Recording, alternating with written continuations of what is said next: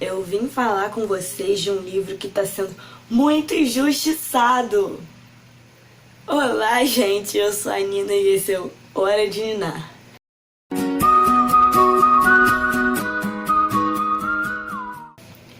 Por que eu disse que esse livro está sendo muito injustiçado? Simplesmente porque não tem mais gente falando dele. Muito pouca gente falou desse livro. Mas, bem, eu despertei o interesse por lê-lo graças a um vídeo da Mel, do Tea with Mel. Vou até deixar o link do vídeo dela aqui na descrição pra vocês verem.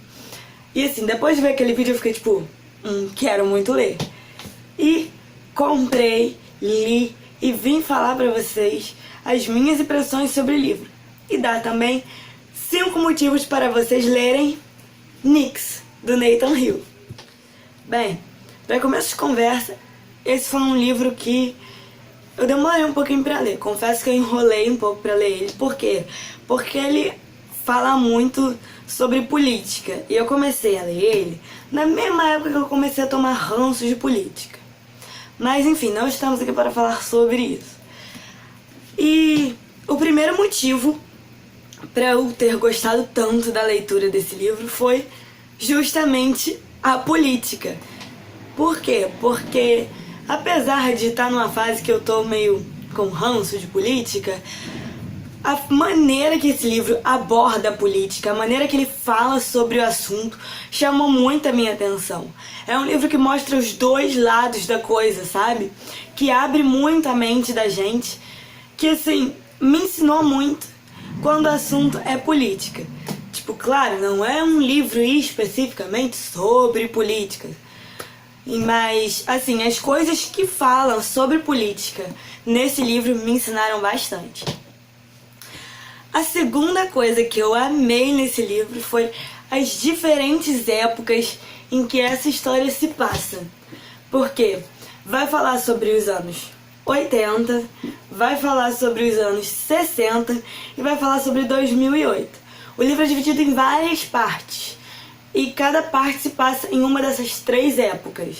Ou 2011, ou os anos 80, ou os anos 60. Contando a história do Samuel, contando a história da mãe dele, a Faye. E algumas coisinhas mais que vocês vão ver quando lerem esse livro. A terceira coisa que me chamou demais a atenção nesse livro foi a cultura e a mitologia da Noruega. Bem, no decorrer do livro, a gente vê que o pai da Faye, que é a segunda protagonista, né, desse livro, junto com o Samuel, que é o filho dela. Enfim, o pai da Faye veio da Noruega. E ele contou várias histórias sobre os tempos que ele morava na Noruega pra Faye. E a Faye também conta algumas dessas histórias pro filho dela, pro Samuel. E assim, uma das coisas que mais me chamou a atenção sobre a Noruega foram os mitos sobre o Nyx, sobre diversos outros, assim, fantasmas, sabe? Que fala aqui.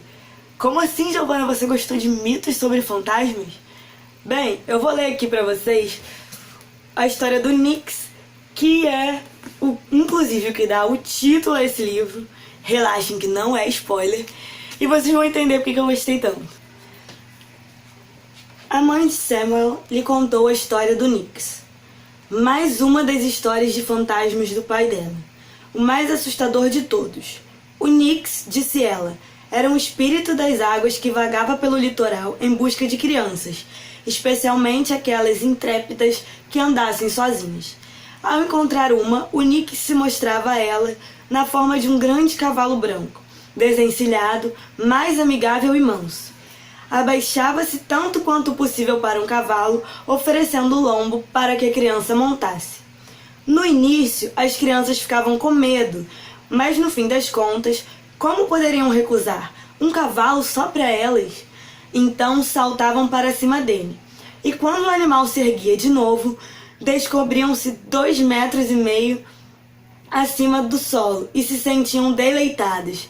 Nenhuma criatura tão grande jamais lhes dera atenção. Isso as encorajava para irem mais rápido. As crianças então batiam os calcanhares no cavalo, que saía em um trote largo, e quanto mais elas se alegravam, mais rápido ele corria. Desejavam que outras pessoas as vissem. Desejavam que os amigos olhassem com inveja para aquele cavalo novo e lindo, o cavalo delas. Era sempre assim. Primeiro as vítimas do Nix sempre tinham medo. Depois sentiam-se sortudas. Depois confiantes. Depois orgulhosas. Depois aterrorizadas. Incitavam-no a correr mais e mais rápido, até alcançar um galope total, agarrando-se ao pescoço dele. Essa era a melhor coisa que já acontecera com elas. Nunca tinham se sentido tão importantes, tão cheias de prazer. E só então, no ápice da velocidade e da alegria, quando acreditavam estar em total controle do animal, em sua total posse, quanto mais desejavam ser invejadas por isso, no auge da vaidade, da arrogância e do orgulho, o cavalo se desviava da trilha que levava à aldeia e galopava em direção aos penhascos à beira-mar. Corria em velocidade máxima rumo ao grande despenhadeiro, junto às águas revoltas e turbulentas, e as crianças gritavam e puxavam as crinas dele, choravam e pediam socorro, mas era tudo inútil. O Nix saltava do abismo e despencava para o mar.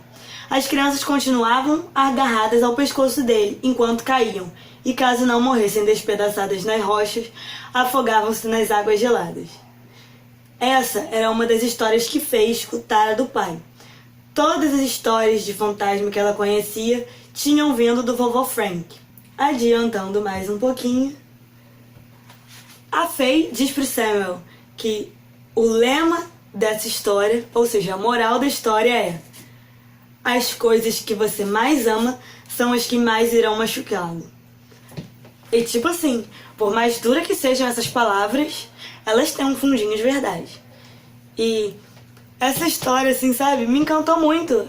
Eu nunca tinha ouvido falar nada sobre a Noruega até ler esse livro. E além desses mitos aqui que dá uma pincelada, tem também um pouco da história de como é a Noruega, as características do local.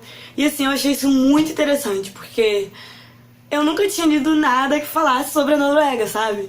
E mesmo esse livro aqui se passando em sua maior parte nos Estados Unidos, o que fala aqui da Noruega foca ricamente na cultura, e isso despertou muito meu interesse.